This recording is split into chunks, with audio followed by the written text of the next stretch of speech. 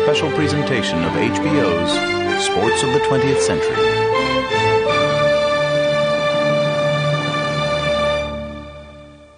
And right now, Thomas Hearns is an open book to Ray Leonard. Backs up against the ropes. This is one of the most unusual calls by a referee in the history of the sport. The first loss. A tremendous victory.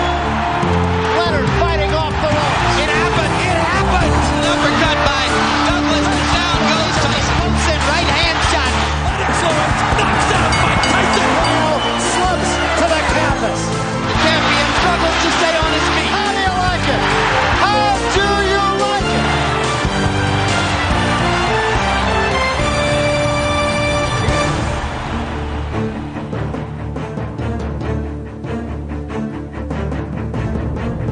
Hello, I'm Jim Lampley.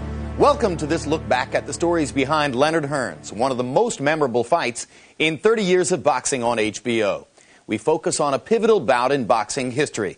10 years after an unbeaten Muhammad Ali faced off for the first time against unbeaten Joe Frazier, another classic boxer met another fearsome puncher in another summit meeting of rising stars.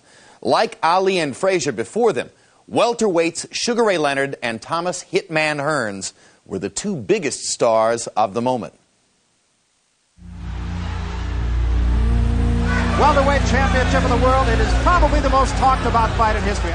This was everything people in prior eras remembered about Dempsey, Tunney, Robinson, DeCilio, or Louis Schmeling. This was that level of rivalry. It was clear that they're the best of their era and had the potential to be among the greatest welterweights of all time. There was a sense that something very big was at stake in terms of who would be the signal figure in boxing for years to come. By one punch either way, it would have changed the course of history. In the late 1970s, boxing stood on the brink of a new era as the ring's most charismatic figure began a slow fade into the twilight of his luminous career. And a young Ray Charles Leonard dreamed of following in the footsteps of his heavyweight idol. I saw Muhammad Ali, and I wanted to be so much like him. He was more than a boxer. He was considered an entertainer, an artist. He was transcending the sport of boxing. We always said that one day, I'm going to be their champ. I used to come from parties, come home like 3 or 4 o'clock in the morning. Ray out there jogging around the track. I'm saying, what are you doing, man? He said, I'm training for the Olympics. There is Sugar Ray Leonard. Sugar Ray Leonard from the United States, who's been such a popular favorite here so far. Young man from the Washington, D.C. area, Palmer Park, Maryland. Early on, it was very clear that there was something special about Sugar Ray Leonard. Some people have the knack of winning you over. It could be a smile, could be a wink, could be a wink and a smile. Ray Leonard had that knack. What are you going to do to him with the right? Well, I'm planning on moving on him, and I know I can catch him. And you know, I was there in Montreal, and here was 20,000 people with 20,000 American flags clapping him home. And believe me, he had to do the Ali Shuffle. That was a must. Sugar Ray hit him at least 10 times with rapid-fire punches. What a stylish fighter this Ray Leonard is. He was explosive, exciting, and people loved to watch him fight. The crowd goes wild. Ray Leonard upon the Park barrel. His dream is realized as he has won himself a gold medal.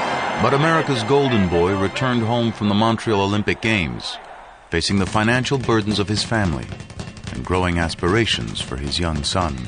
My family was really down and out, and I felt it was my obligation to really help him out. Little Ray, he's 3 years old. I'm going to make sure that he has all the things that I didn't have when I was coming up. Who's your favorite boxer? There you go. Making his professional debut here, Sugar Ray Leonard. Leonard earned an unprecedented $40,000 in his professional debut, fast-tracking from a gold medal to a gold mine.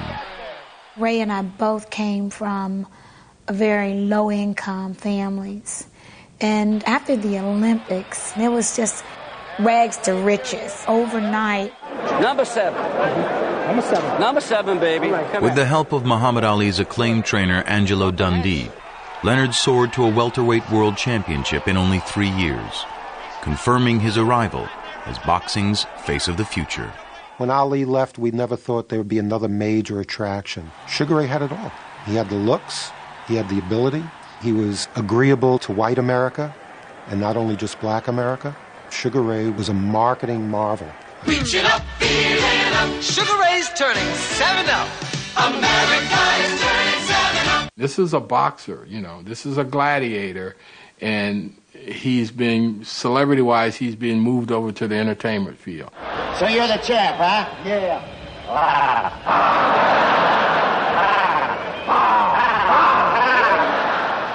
His popularity was something that transcended the boxing world. There were people who never watched boxing at all who knew who Ray Leonard was. Sugar Ray Leonard was sort of the mini Ali. He was the most charismatic and accomplished fighter out there and had a chance to become the most important figure of his time in the ring. But early in Leonard's career, his supremacy appeared threatened by a burgeoning young fighter named Thomas Hearns.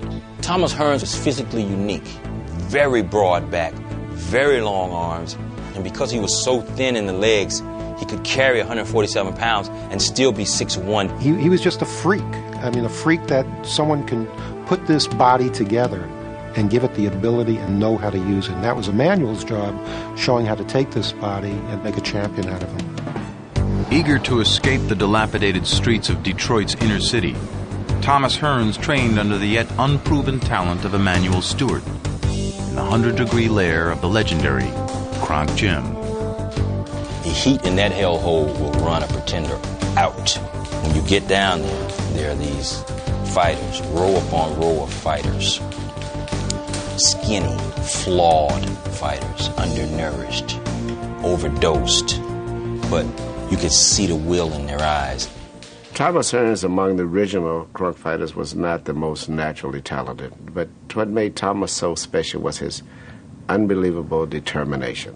I knew from day one that Emmanuel Stewart would definitely look out for me and guide me, not just to develop me as a fighter, but to develop me as a young man. Still awkwardly growing into his lanky frame, the teenage Thomas Hearns failed to qualify for the 1976 Olympic trials. So the following year, both trainer and fighter turned professional, where the keen Stewart quickly unveiled the hidden potential in Hearns' lethal right hand.